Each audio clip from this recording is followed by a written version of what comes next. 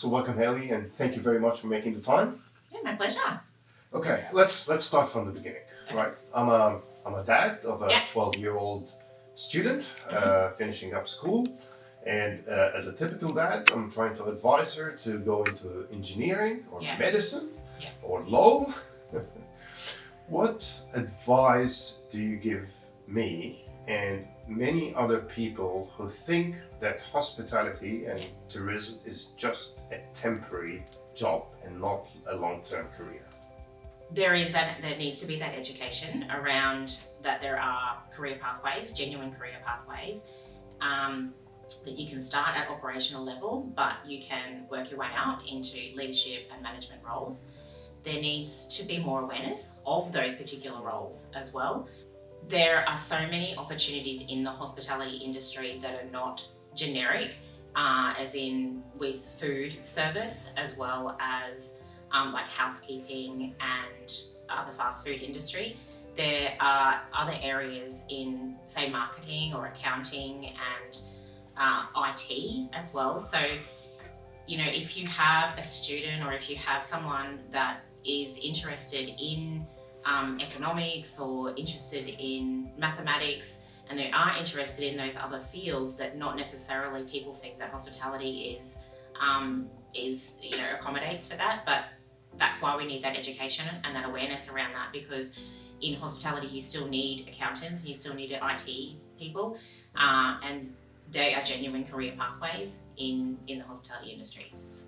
So what you're saying is that I can, start to work in the hospitality industry as a 16-year-old in a restaurant or a bar or a hotel, but at the same time I can build a long-term career in the industry going forward into marketing or events or engineering or IT. I can build on this, and there's a tendency to prefer people who have a hospitality background to be employed in those kind of other roles within the industry, that if I do have the background in the industry. Is that right?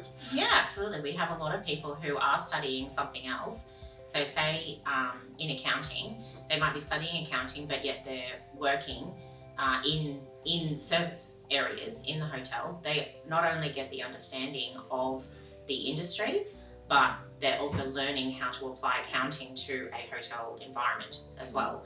And then quite often they then do an internship in their same working environment, but of course in a different department in the area that they have been studying. So then they get a really good overview and really good understanding of how the hotel operates, because they're getting that operational experience, but they're also getting that that other experience in that field that they're studying, so in accounting. So then when they do finish their qualification, they can be accounting manager in the same environment, and they get a really good overview of how everything operates in the hotel. One of the key benefits that a lot of people mention from the hospitality and hotels tourism industry is the skills that you build in such an industry is so important for you as a person and for any other career you might pursue. What's your view on this, and what kind of skills do you see somebody builds in this industry that's useful for them? Yeah, so obviously we've got technical skills, which is you can learn how to be a barista or a bartender. So they're technical skills, and that will still take you on a journey for employment in other areas, in any type of hospitality. But really those long-term skill set that you're learning is those soft skills. So I really want to point out problem solving, because problem solving is something that you do on a daily basis in the industry. It's simply because you're dealing with people, and people change their minds. And so they request certain things, or that they might change their mind in a certain order or a certain event layout, and we need to problem solve it and accommodate for that request. So you are problem solving every single day, especially with people. So if you can take that and pick it up and put it into your day-to-day life, in your family relationships and your friendship relationships, you that you will have those skills to manage those friendships and those people skills in that day-to-day life. But if you are also wanting to take those skills and putting it into a different industry, even if it's agriculture, you're still having to deal with people, with stock exchange. You are still wanting, if you're working international, you still need to have those skills to be able to problem solve and negotiate as well in those other areas. So that's, probably the biggest skill that I think that you learn with the industry. I also can see, let's go to communication, because with people think that they might be really good at communicating, but when you really dig into it, the listening skills and then the speaking skills is something that you really do need to practice and master. And so that is what you master in the hospitality industry, because you're constantly dealing with your colleagues and customers all the time, and getting requests and interacting with them all the time, so that you do need to have very good listening and speaking skills to convey your messages. So that is a soft skill that you can take anywhere into any industry, and you can still be successful. And the best industry to teach you those two skills is the hospitality industry. Okay. Can I also point out resilience as well? So resilience has also been something that we've seen over just a trend lately. Even though it was always there, we've just seen it really evident in the people who work in hospitality, because you might wake up and think, I don't want to go to work today, or I don't feel like it, but you do, put your shoes on, you put your uniform on, and then you still go to work, and then you actually have a really good day. And it's teaching people that that you can change your mindset on it, and that you can still get up and you can still get the job done. I guess one of the issues is that we always see the bright side, the happy side of the hospitality and tourism industry as customers, right? We've always dealing with the hospitality as customers in a restaurant, in a hotel. We're in a happy, relaxed environment, seeing the happy part. But we don't really see the sophistication behind in this, in the service delivery. Can you talk to us a little bit about the environment of the working in the hospitality and the tourism industry? I find it a very professional environment back of house, because you are having to be on ball, you're having to listen to instructions, and you're having to foresee what's going to happen. So say if you are back of house in a restaurant environment, you need to watch out. You need to be able to observe what's happening with each guest, and then what's happening with the next meal. If there's any, you may be observing a couple that may be having a disagreement. So let's think about that, and let's think, how are we going to change the environment so it's not going to escalate in any way. So it's always observing anything that's happening in what happens if someone's going to propose. Are we going to help that scenario as well? If there's a birthday, those kind of things we're always observing. So I find that when you're back of house, it's not only that you're getting ready for the next meal, you're also communicating with colleagues and your management about what you have been able to observe on the floor, so then you can all be prepared for something that's about to happen. There is a lot of communication with the kitchen team, as well as your colleagues that are on the floor, as well as any of the cleaners or the housekeeping area. So then, if everyone's communicating together, then it's a really, really successful day. As we said, the challenges facing the industry is the skill shortages. So there's a great tendency to attract students, internationals, and most importantly, or not most importantly, but as highlighted before, was the career shifters. Yes. Do we have adequate training and support to help students, graduates, migrants, and career shifters transition into and build a successful long-term career in the industry? Do large employers like TFE hotels support and provide the adequate training for this? What's your view on that point? I think that there are a lot of companies that do have adequate training, But I also think that that is something that it should be asked in your interview as well, because you want to be able to learn and to keep growing within the organisation that you work with. So ask that question when you have that interview. So at TFE, we most definitely have fantastic opportunities for people to learn and to grow. We have one that's called a Future Leaders Program, which is for operational level. So you may want to join the industry with limited skills, but you still have that really good attitude that you really want to learn and you want to grow. And so if you want to get to know the hotel industry and all the different departments of the hotel, then we have got a structure in place, a program in place, which goes for 1 year, and it helps you grow all those skills into a management level. Wow. So that's just for the operational level, wanting to become a manager. But we've also got a manager level, and that's in different areas. You could be a marketing manager, you could be a reservation manager, you could be a duty manager, you can be lots of different types of manager, but you just have that management experience, but you just want to learn leadership skills. Yes. So that's something that we've found, that there are a lot of people getting to that position, but they just need more understanding, that emotional intelligence of how to lead others.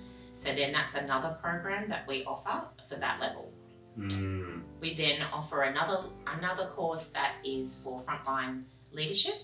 So that's for obviously people who are in that frontline area, that they're still developing themselves in the industry, but they're just wanting that the extra understanding and the extra qualification.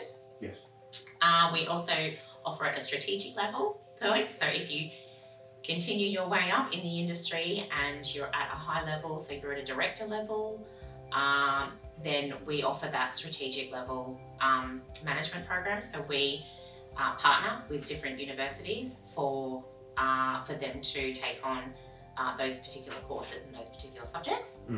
So we've got a structure in place. Again, it's another year for that one. We've also got a global exchange program as well.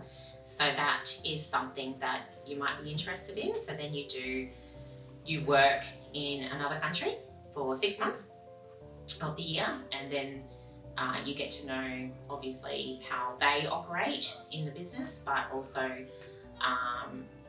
they're different structure. Yes. And it's still under TFE banner, so there's still lots of same policies and procedures. However, it's just a different way of running it. Yes. So that's a really good opportunity. Okay. And we are opening up a new certificate program. So if you want to take on a traineeship or a chef apprenticeship, then we are offering that as well. What is a typical candidate to join a TFE? You've got to understand that it is all about attitude. So if they present themselves with a good attitude, then they are already, and that they're keen to learn, and that they want to learn and they want to grow, then they are almost in. So advice for parents navigating their children into workspace at the moment, then I think just for them to understand that there are lots of different career options. It's not necessarily an operational environment. There are so many areas in there that they can develop their skills. So if you have a budding artist as a child, then we need instructional designers, we need graphic designers, we need people who can work in those marketing departments that can help help with our social media as well. And especially these young people now, they really do understand a lot about the social media compared to some of us. And so we need those young eyes to understand and to help us guide through those social media, and to think about how we can advertise to those, to those other areas. Yes. So yes. No, it doesn't matter what age that you are, for whatever job that you're going for in the industry. Well, the biggest thing that we need to see is that really good attitude, that you're willing to learn, you're willing to grow, and that you want to as well.